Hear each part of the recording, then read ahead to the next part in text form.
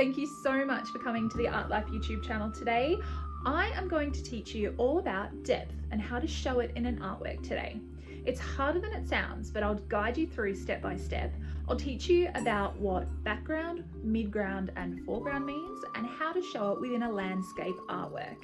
I'll also teach you a little bit later how to draw a more realistic tree. So stay with me and I'll show you exactly how to create something super cool, just like this.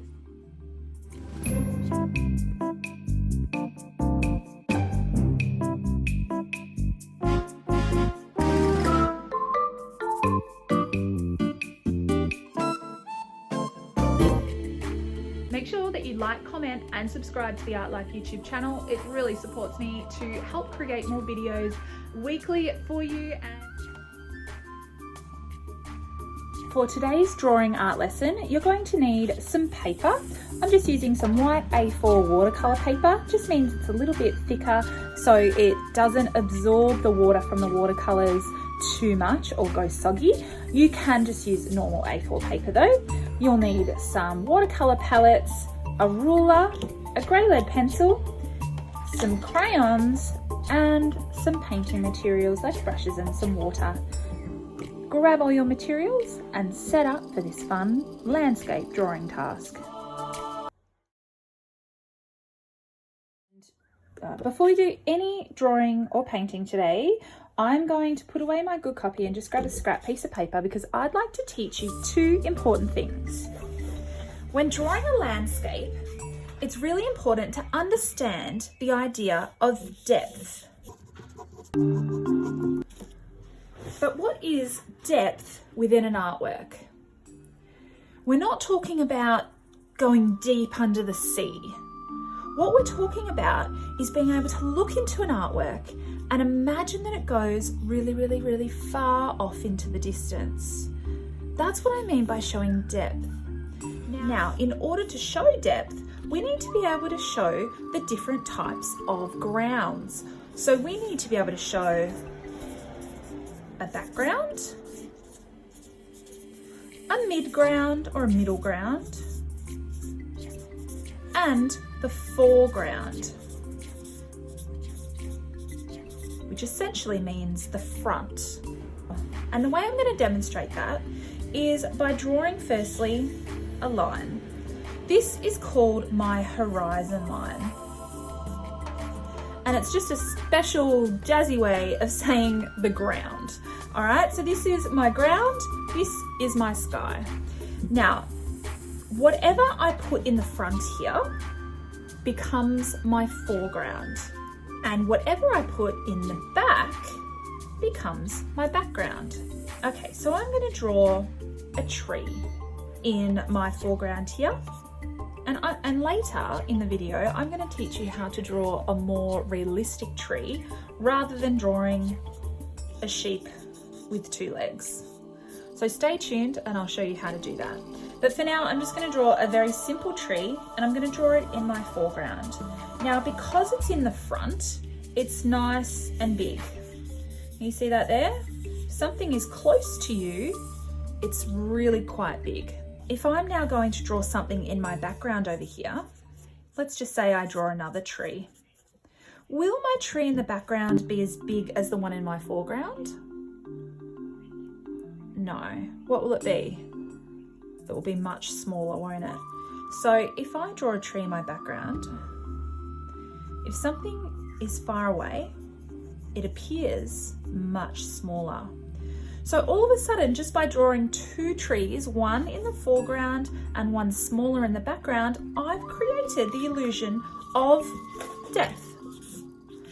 It means that to the viewer, it looks like my artwork goes off into the distance. There's another little trick that I can do. With my ruler, I'm going to draw just a dot on my horizon here. Probably can't really see that. And I'm going to rule a line from my horizon line to the foreground or the front of my page, a diagonal line. There it is. And I'm going to draw a second diagonal line. There we go.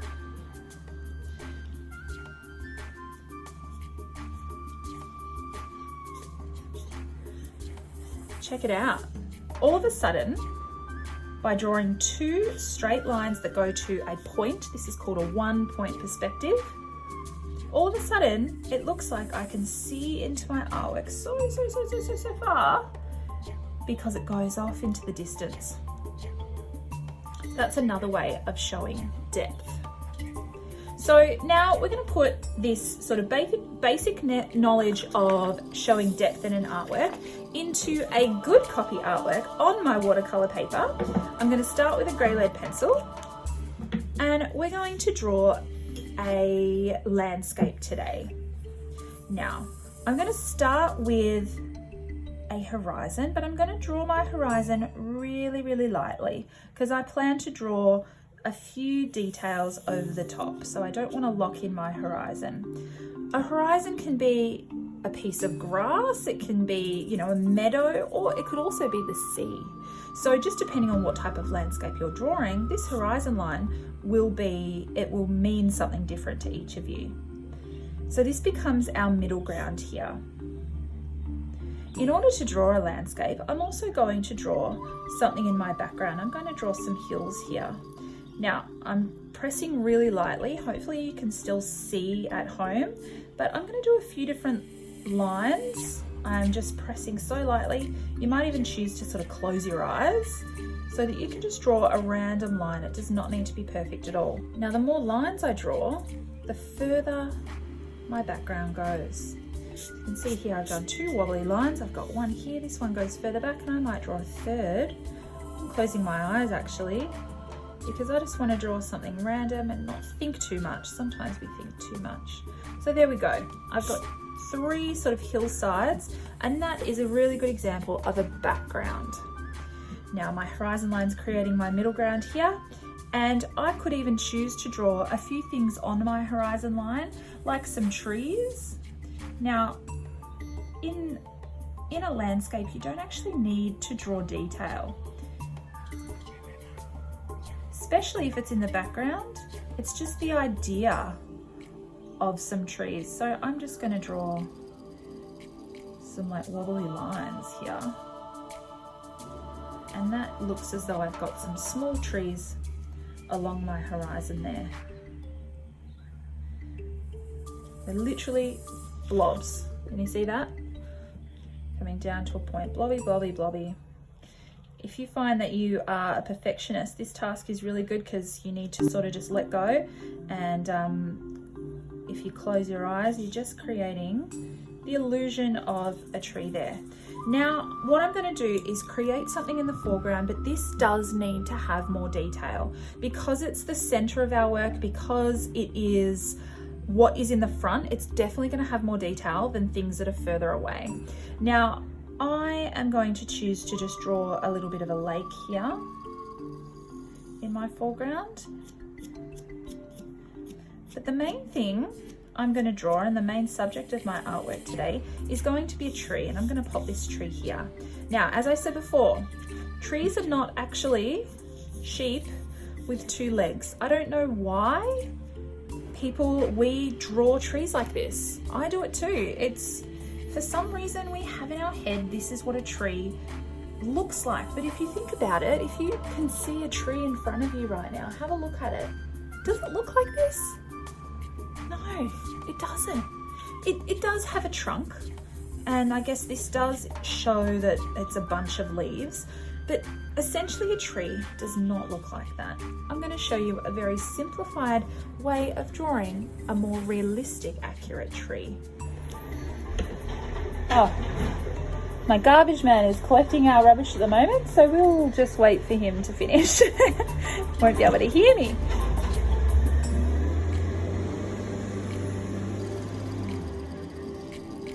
Okay, he's gone. Now, I am just going to draw over the top of my background here. That's why I've drawn it really lightly, because whatever is in front of something, obviously you don't see what's behind, so I will rub them out.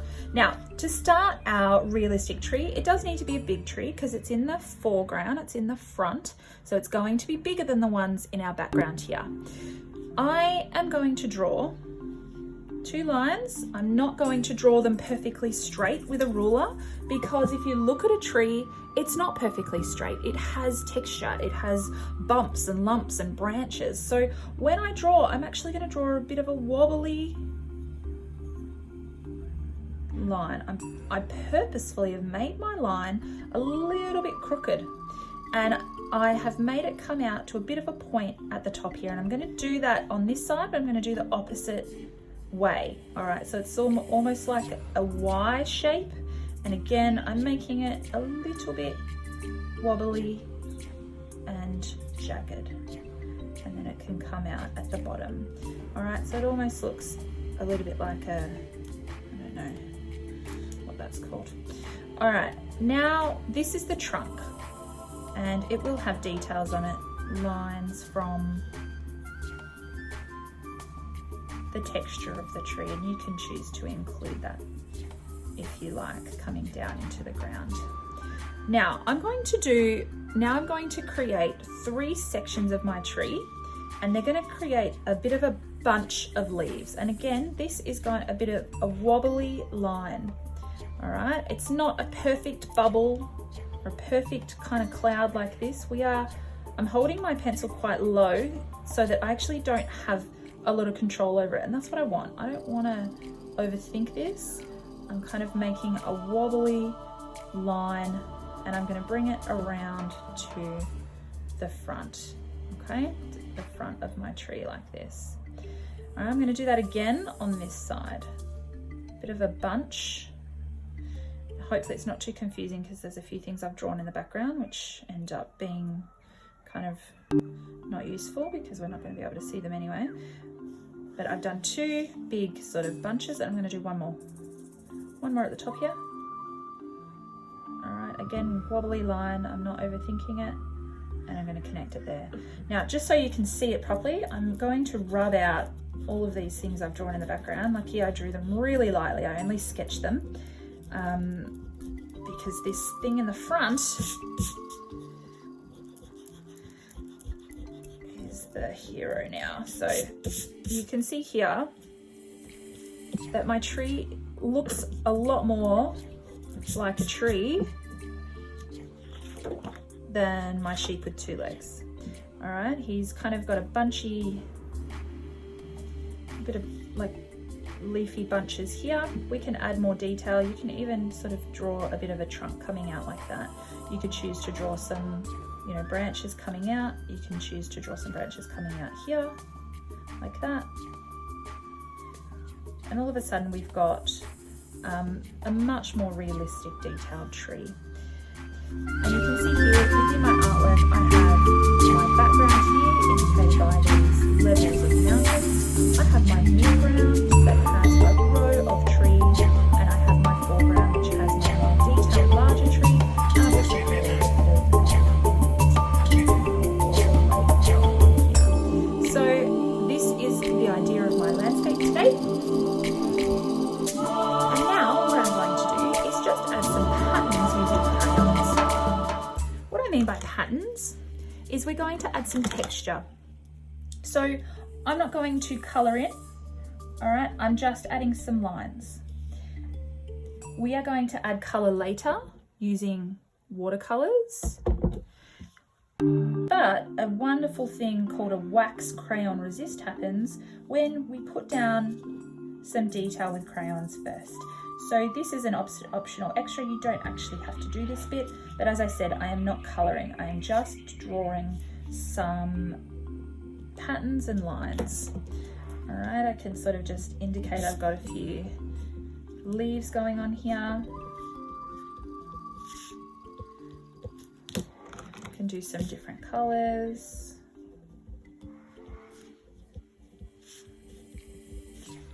I'll show you how to use the watercolours in a moment. You can see I've used 2 different types of green, and I've used my yellow. This part doesn't really have to be overly neat, but you do need to press fairly hard, otherwise the crayon doesn't show through once we're using watercolour. Another thing I can sort of do is create texture in my field here by making it look like a bit of a meadow.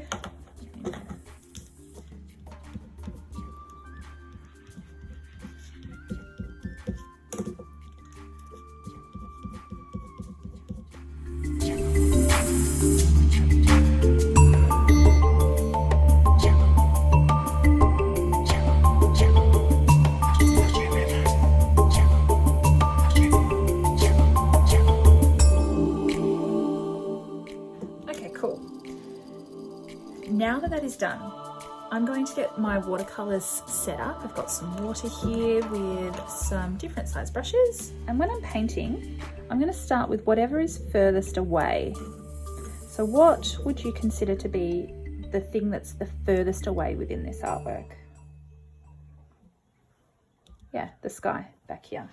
So I'm going to just paint a very light, watery, side to side layer of baby blue.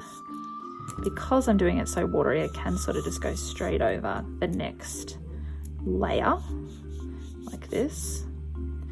Very watery.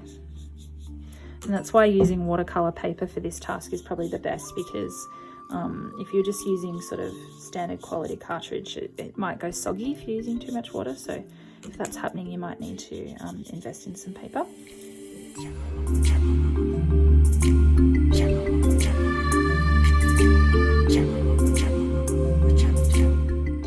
Now we want to let that dry. Won't take long because it's just a thin layer. But what would happen if I were to paint the next layer while it was wet? It would bleed. So that's a really cool thing about watercolors, and I'm actually going to make another video for you next about blending within using watercolors and how beautiful the colors look when they combine. However, we don't want that for this task. It's a completely different idea. We don't want the colors to bleed, because then my mountain is going to go into my sky. And I actually don't want that.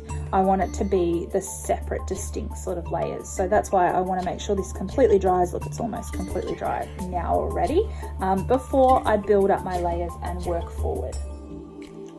Now, I'm planning to do my mountains in a purple tone, but I wonder if anyone knows, if a mountain is really, really far away, does its color appear lighter or darker than the ones in front?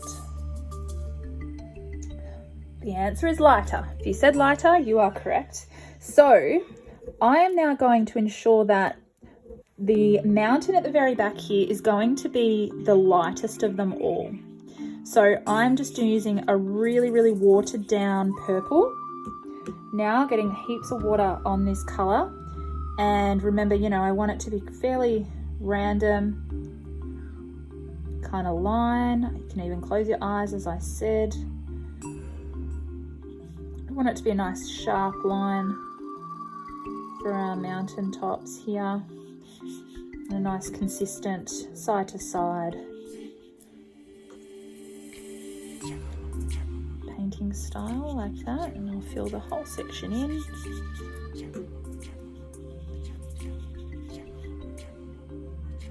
But we do need to let that dry as well before we do the next layer. And now I'm getting a bit darker with my next layer.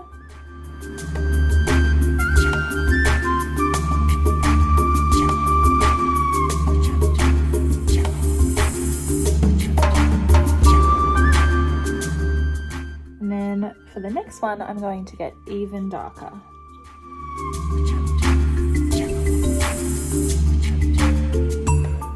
So we want the 3 layers to look separate. It's important to making your artwork look like it has depth that we separate these 3 different layers. Otherwise it could just look like a blurry sort of mess. So we definitely want to make the color darker. I'm using less water each time, so the color is less watery.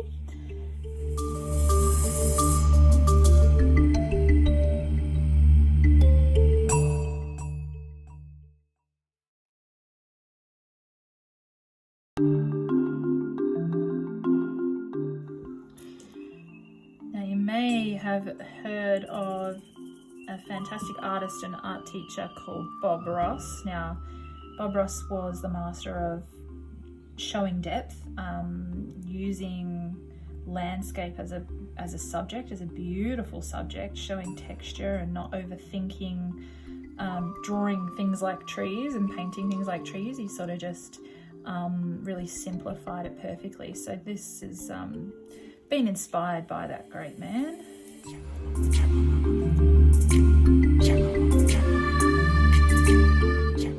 Cool, so we're continuing to work forward, and now I'm going to paint my sort of grassy meadow area. I'm not just going to paint with one colour because that doesn't add a very dynamic kind of look. What I want to do is use a few colours together, a few harmonious colours. Got a bit of a light green going, I'll do a bit of a dark green, and then sort of this brownie kind of colour. I'm going to use them all at the same time in conjunction with each other so that they sort of blend. I'm not, you know, overdoing it so that the colours just combine. I want them to sort of stay a little bit separate, because if you look at, you know, a meadow or grassland or even your backyard, depending on where the sun is shining, you know, the colours are not going to all look exactly the same. Light creates shadows, and so it's important to show that within art, and you know, have a go at, you know, mimicking that by using your whole palette.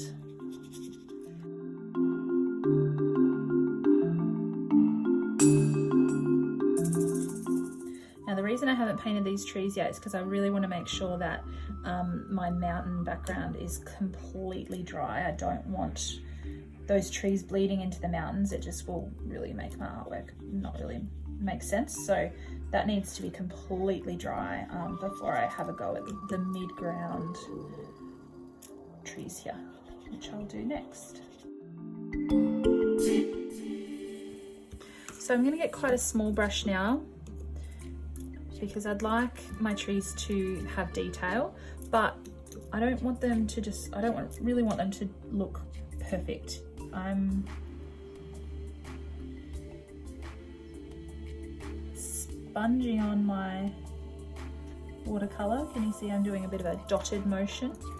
I'm also going to add, you know, some different colours in there so that it is a more dynamic kind of look. We do want them to stand out against the mountain there and have the illusion of trees, but they do not need to look like perfect trees. A little bit of sun shining on there. Good. I'm using quite a dark colour so that it stands out against my mountain here.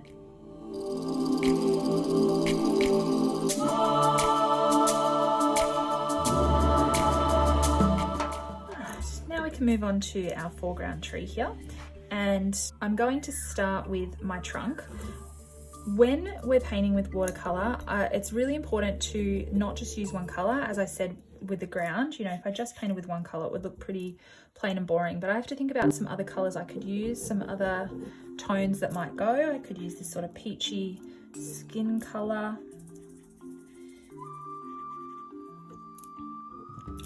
Bring it all the way up. You can work quite messily so that the colours, we're wanting the colours to sort of combine a little bit. Maybe a little bit of yellow. Yellow's great because it can sort of suggest, you know, light hitting a surface.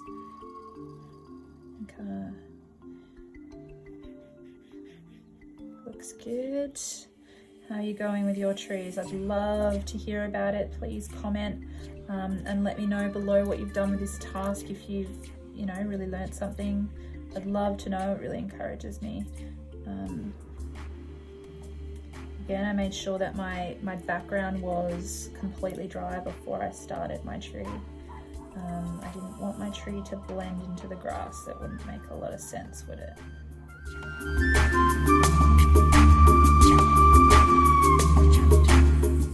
So now when I'm painting the tree, I'm going to do some dark green down the bottom. All right, so if you imagine the sun hitting a tree, the sun is most likely going to hit whatever's closest to the sky.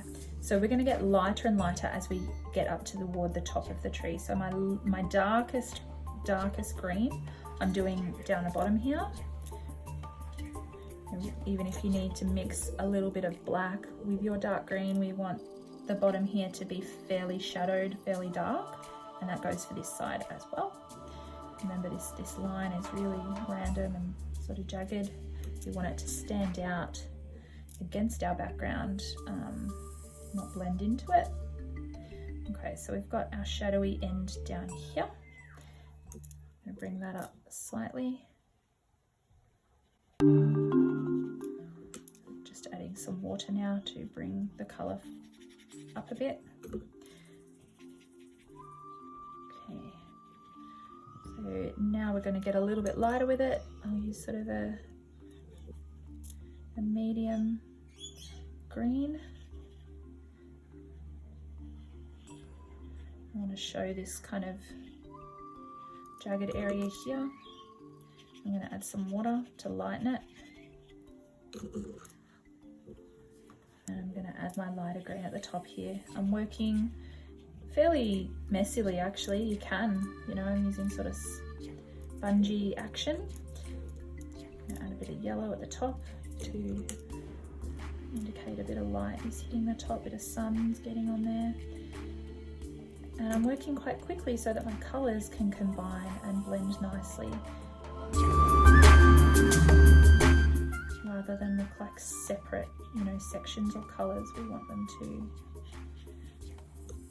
them to blend together. Can you see that? I'm going to repeat that for this one and this one as well.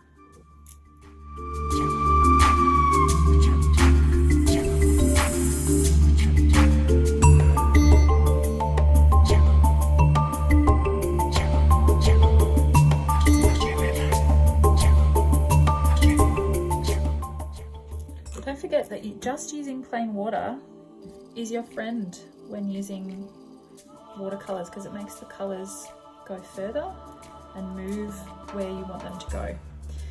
Well, that is pretty much finished. What I am going to do though is, once it completely dries, just add some details, kind of like what I've done with the crayons underneath, but I'm going to use a small brush and add some textures, like in the reeds I might add some little details of leaves here and lines within the tree, just to make it stand out. But for now this is pretty much finished, and you can see here it has a clear foreground, middle ground and background.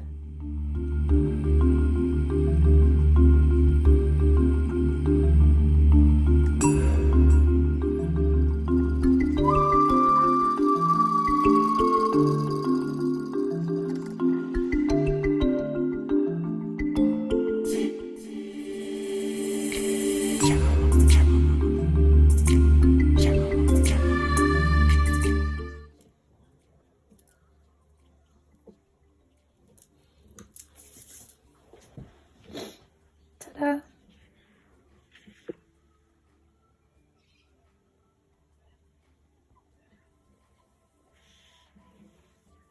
So it's as simple as that. Please let me know how you went in the comments below, and I'd also love to see your examples. If you tag me at artlife.melb on Instagram, I'll be able to see it. So have a really fun day. I really hope you enjoyed this drawing and painting watercolour task.